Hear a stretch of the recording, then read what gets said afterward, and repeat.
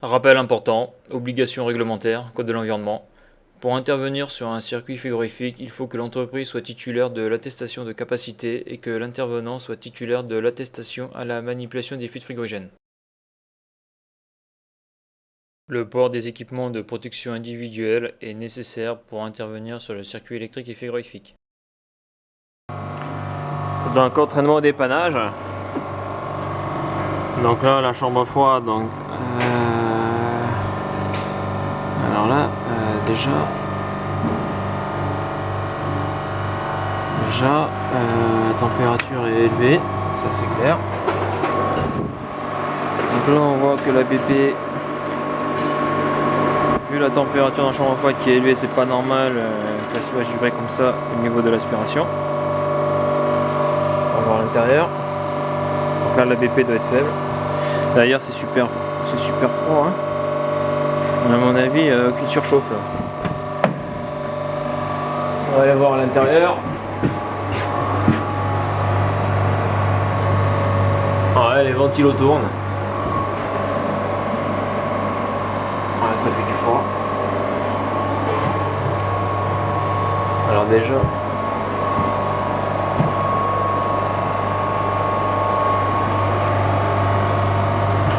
la sonde à la reprise a dit des conneries. Au soufflage, je suis à 2 degrés. Ouais, 0 degré.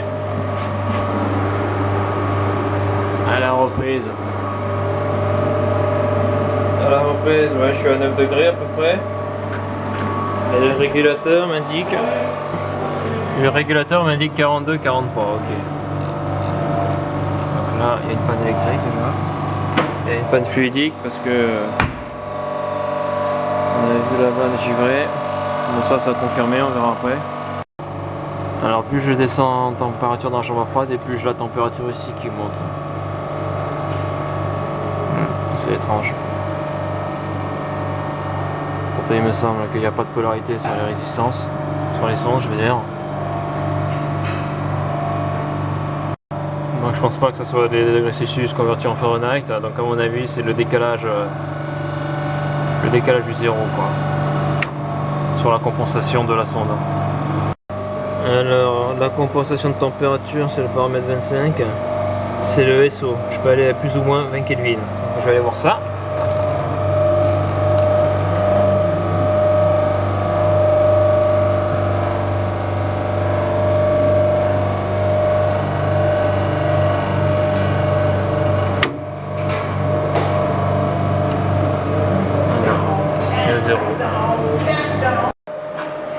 Bon là j'ai arrêté la machine, je vais mettre la sonde de reprise dans les glaçons.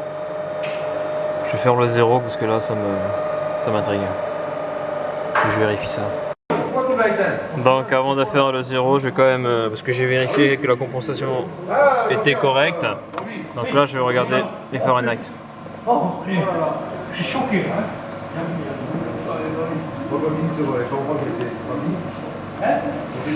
Donc les Fahrenheit c'est le UN. UN, je dois être sur 0 pour dégraisser. Donc là voilà, ouais, j'étais en Fahrenheit, putain. C'est marrant parce que la température monte à un moment, c'est sûrement quand les ventilateurs se seront mis en marche. Donc voilà, là c'est un 10 degrés, donc ce qui est un peu plus logique, hein, comme il fait un peu froid dans la chambre froide. Maintenant je vais quand même je vais vérifier le 0. Donc là de l'eau et des glaçons pour faire le 0. Je mets ça dedans et je vais aller contrôler ça. Donc j'ai un décalage de 1 degré. Donc le paramètre de compensation c'est le 25. S0, j'ai enlevé moins 1. S0. On bat les couilles.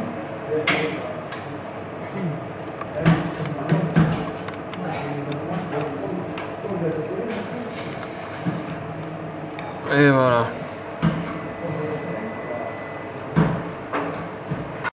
Donc là on est bien à 0, donc la compensation je l'ai bien faite. J'ai remis la sonde en aspiration et je vais redémarrer. Donc 13 degrés, donc 13 degrés c'est mieux quand même. Hop. Ouais, je vais laisser tourner un peu. prendre le delta sur l'air, entrée condenseur à 22 degrés. Sortie condenseur.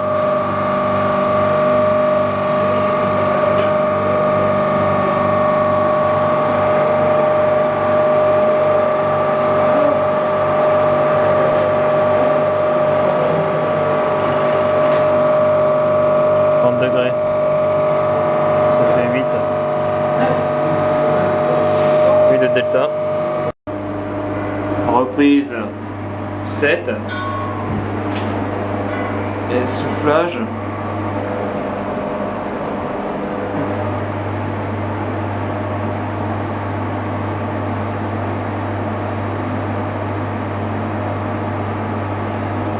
0. Delta de 7, donc c'est Kelvin sur l'air. Alors ce qui est marrant, c'est que ici c'est pas géré. C'est bizarre. Bon là ça fait déjà un quart d'heure que je tourne et je vois que la température ne descend pas. J'ai le débit masse qui passe pas à l'évaporateur. Donc je vais brancher mes manos et je vais faire les relevés de température sur la tuyauterie. Sur refroidissement et surchauffe. Donc voilà, les manos sont branchés. On évapore à moins 25, moins 26. Pour une température de chambre froide de moins 1. Donc ça c'est pas bon du tout. Ça c'est pas bon du tout parce qu'avec une température d'évaporation comme ça, on doit être aux alentours de moins 1 en chambre froide. Bon, mais je vais regarder si j'ai pas la pâte de la prédétente sur ma ligne liquide. Je vais faire des relevés de température. Donc là on peut le voir, j'évapore. Que le ventilo marche ou pas, le ventilo condenseur j'évapore aux alentours de entre moins 30 et moins 25, ce qui est bas. Pour une température chambre froide de moins 2. Alors, théoriquement à moins 30, je vais être à moins 20 dans la chambre froide. Donc, je vais d'abord relever ma valeur de refroidissement parce que c'est juste à côté, et après je vais prendre la surchauffe. Donc là la surchauffe elle a l'air d'être énorme. Et après j'irai voir sur la ligne liquide la panne de la prédétente ou pas le gaz. Donc j'ai 45 degrés, température de condensation. Bon, j'ai stabilisé ma cheville avec un carton, hein, comme je fais d'habitude. Donc là en sortie condenseur je suis 36 degrés. Donc ça m'a fait un refroidissement de 9 de Kelvin, ce qui est bien.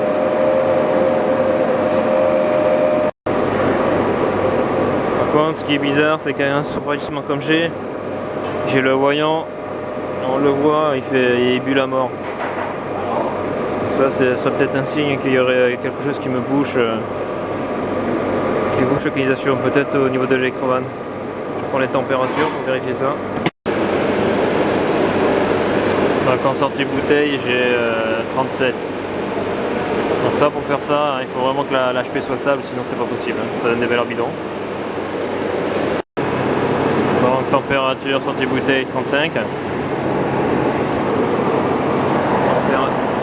Après je vais prendre la température sortie des i.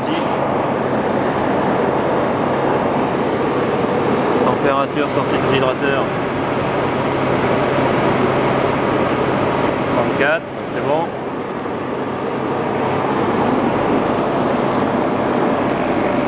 Température sortie électrovanne. C'est bon.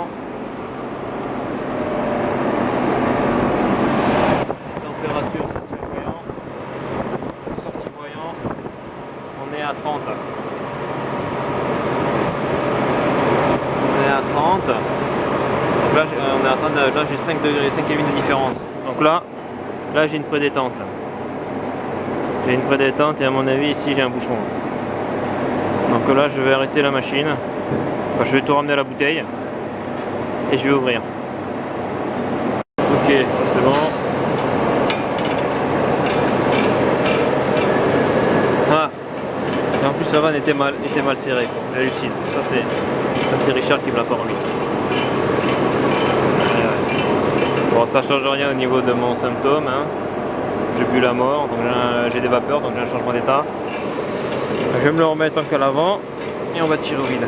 Quand on va tirer au vide, on va tout ramener tout le fluide à la bouteille.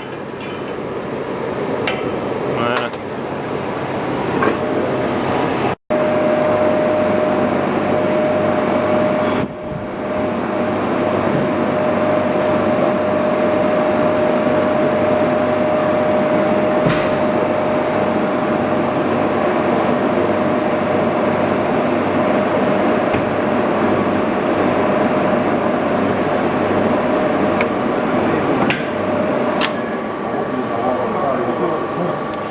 je sais que mon bypass il est vide, parce que je l'avais tiré au vide, donc j'ai pas besoin de l'ouvrir pour le moment, ça sert à rien. Donc là ça remonte un peu, je vais forcer le compresseur. Je vais forcer le compresseur.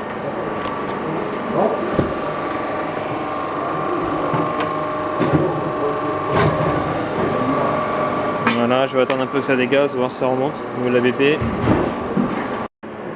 Bon, je vais mettre l'aimant. Je vais mettre l'aimant.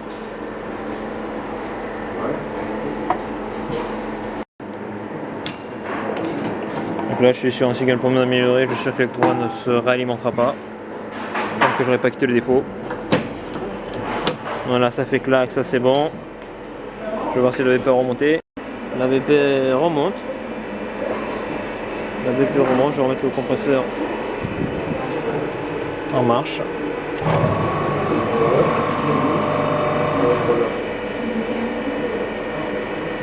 Je vais attendre voir si ça remonte.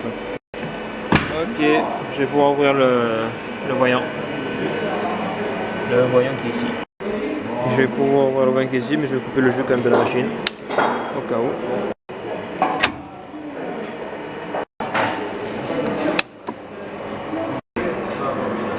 Donc là, je vais l'ouvrir.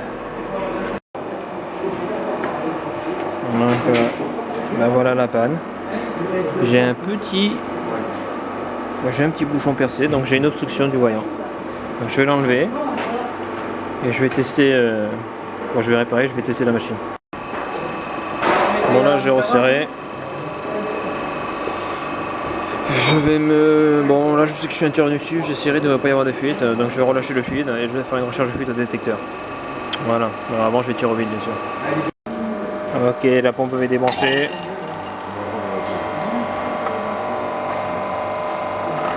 À jour. Et voilà. Et là je tire au vide. Donc je tire le vide, je suis à 80 millibars, donc c'est bon. Là je ferme la pompe à vide, je coupe la pompe à vide, ici je ferme. Là je la débranche d'ailleurs.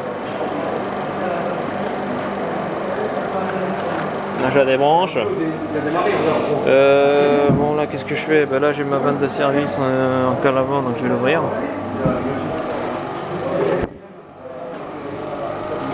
Je vais l'ouvrir, après je vais mettre l'électrovanne, comme ça je vais libérer un peu de fluide.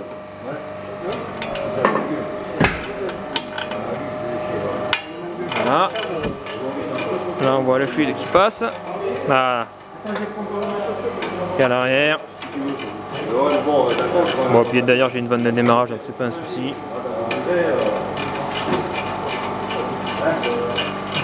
À l'arrière toute. Ça c'est bon, j'enlève l'aimant. L'électrode est mise. Et le jus.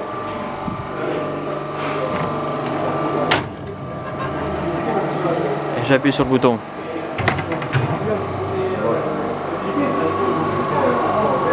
Et on va voir le voyant. Donc déjà on constate que on a une BP un peu plus élevée, hein. C'est un petit peu mieux. Bon, je vais boucher mon condenseur pour avoir une HP stable. Parce que là la HP elle est pas stable. Voilà. Alors, ce qui est marrant c'est qu'à chaque redémarrage de la machine ça fait ça là. Ça givre et après ça. Voilà, ma HP est stabilisée. Je vais aller jeter un œil du petit voyant. On voit que ça bulle, hein. Il doit aussi y avoir un petit manque de charge je pense. Pas oublier de faire la recharge de fuite. Donc la recharge de fuite est négative. Je me suis mis sortie électrovanne, je suis à 40. Et donc entrée voyant, donc là je suis sorti voyant. Et je suis à 40. Donc voilà, j'ai levé ma prédétente. Et bien sûr pour faire ça il faut que l'HP soit absolument stable, sinon la température fluctue sur la sortie condenseur, c'est le bordel.